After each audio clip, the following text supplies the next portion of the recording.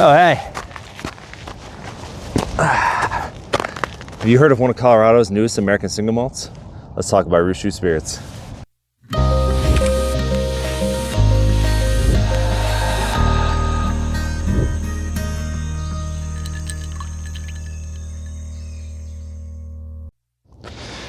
Shoot whiskey and Shoot spirits.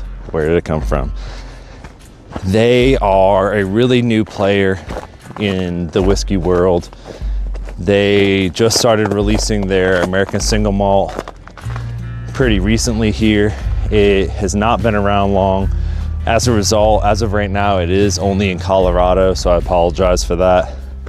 It will be a little bit harder for you to locate, but they are doing some really amazing things.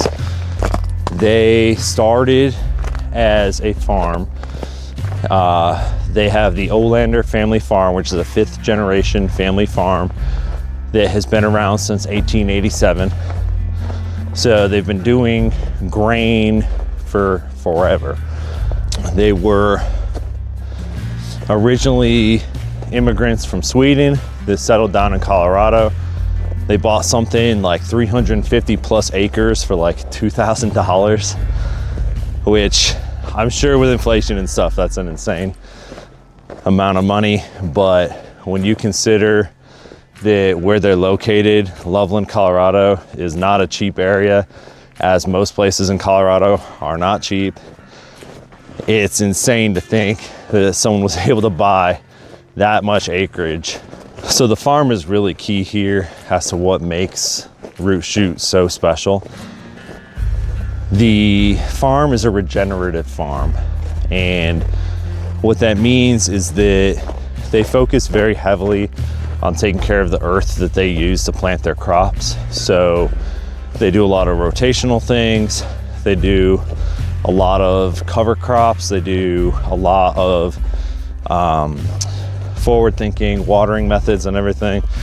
They focus on ensuring that they're not making barren earth as they go through and farm this land. And it is an expensive way to do things, but it's a very important way to do things. And if I'm not mistaken, they're also working on a 0 carbon emission rating, which as a large farm, that's just insane to think about. I can't even imagine what that costs. When you do something like that, you're going to get the highest quality grains possible. And as a result, when you use those grains, you're going to get the highest quality product from those grains as possible. For a very long time, their grain was used by distilleries, by breweries to make high quality Colorado beer and whiskey. So they decided, if everyone else is doing it, why not us, right? So that started when they made a malting house in 2016, I believe. So they started malting their own barley and doing all of it right there, so they could be the direct source for all these people that needed their grain. So the next natural step would be, hey, why don't we distill our grain? So they started linking up with different distilleries to partner with across Colorado, and they started to essentially contract distill their grains at these different distilleries. So this American Single Malt right here is actually distilled and aged at Vapor Spirits or Boulder Spirits in Boulder, Colorado. Boulder Spirits has their own pedigree themselves for making really great whiskey, and they make a lot of single malts. So it's really kind of a natural thing that they would choose Boulder Spirits to make their single malt for them. I think it's a really smart move, and it's just a good way to do it, knowing that they already have experience making single malt, so why wouldn't you have them distill it, right? What I love so much about this whiskey is that it is just phenomenal. And it's not that it does anything extremely unique or unheard of for single malts. it just tastes like a very, very well done single malt. You get so much fruit. There's some chocolate, there's a little bit of graininess, but it's not overpowering. It just lets you know that, hey, this is a really good malt with really good grain, and it tastes like it. I could smell this all day. I love the way it smells. I think it is a great way to experience what a single malt should taste like for those that aren't aware what a single malt should taste like. And being that it's bottled in bond, you know that it's at least 4 years old.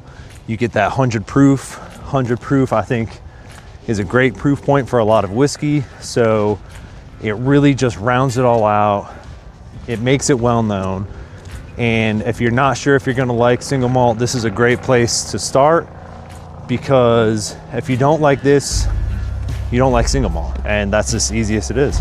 I really can't get over just how fruity this is, while still maintaining like a nice, rich, earthy background with some nice sweet flavors. It kind of does it all, even though it's only 4 years old. And I think that's what I love the most about it. So I like to rate all my whiskeys on a pretty simple scale.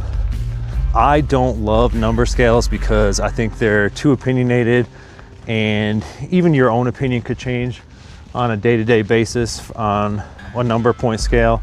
So it's too nuanced. I like a nice general scale because I think it is more helpful and beneficial to the average whiskey drinker. So my lowest rating is a pass scale, or a pass rating. And pass are those whiskeys that I just don't think are quite there yet. I think that they should have been aged longer, or done differently, or it could even be a really good whiskey. The value is just insane, and I'm not a fan. The next one is Try It. Try It are those whiskeys that are any number of things. It could be something that is just a very unique profile, and I think that it might not jive with everybody. It could even be something that I really love, but I think is just very unique. It could also be something where it's good, but the value is off, and therefore you have to decide if it's actually worth that kind of money for you. Buy It is, I think that it's something you need to put on your shelf. It is just a solid whiskey. It's just, you should just go get it if you can. And then Hoard It are those whiskeys that kind of achieve that just really stellar value, really stellar flavor profile. I really think it should be on everyone's shelf. If you don't have unlimited funds, get the Hoard It's and you'll be pretty happy with yourself. So for me, honestly, in my website review and my Instagram review, I gave it a Hoard It rating. I was debating to see like, it's a bottle and bond, it's $60. It should maybe just be a Buy It. No, this is a Hoard It. It is so good. It's such a great introduction to single malt. I think this is something that everyone should have on their shelf. That's a good way to see what an American single malt can really pull off. And being that it's bottled and bond, it has those base stats that are just established. And being that the grain is such a high quality, it creates such a high quality whiskey. It's so good. I really think this is something that everyone should try, and then you can make your opinions about American single malt. This is one of my favorite American single malts on the market right now. I am so impressed. I can't wait to see where they're going, and as they roll out single barrels, people need to start paying attention. I'm really excited to see what else Root Shoot Spirits is capable of. Thank you all for joining me. I am a small channel, so if you like what I'm doing, please like and subscribe. It really does help me out. Leave a comment, tell me what you like or didn't like. Tell me if you noticed that I went from hiking in the daytime to the middle of the night because the cold killed my battery, and now here we are. Or just say your piece, watch, and I appreciate you coming in.